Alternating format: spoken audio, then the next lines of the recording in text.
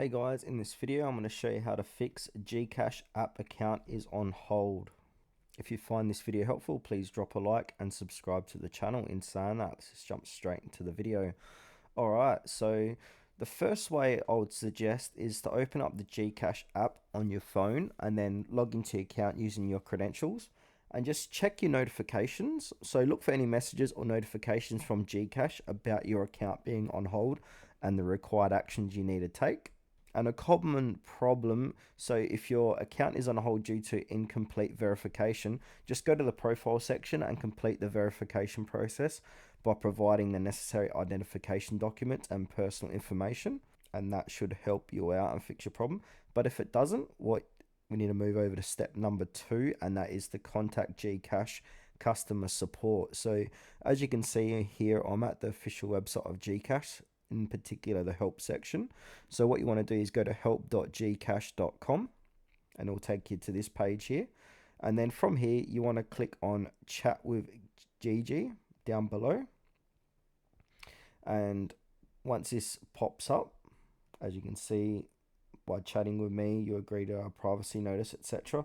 So here we go. So you just put a message here and say your GCash account is on hold and you need help, and then go through the process with them to help you fix your issue.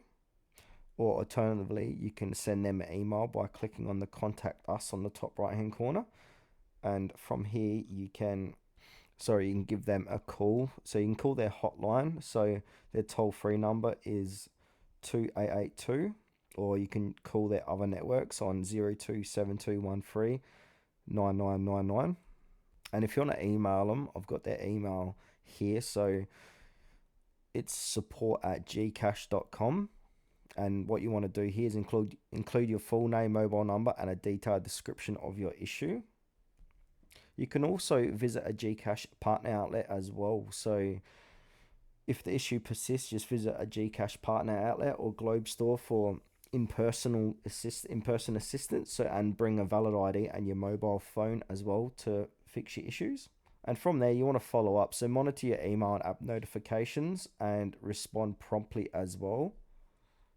And some tips to prevent future issues is keep your information up to date. So update your personal information and documents inside the GCash app, and also use a strong password and enable security features like biometric authentications. And be cautious with your transactions to prevent any suspicious activity that might trigger a hold on your account as well. Yeah, so hopefully these steps that I've outlined will help your problems.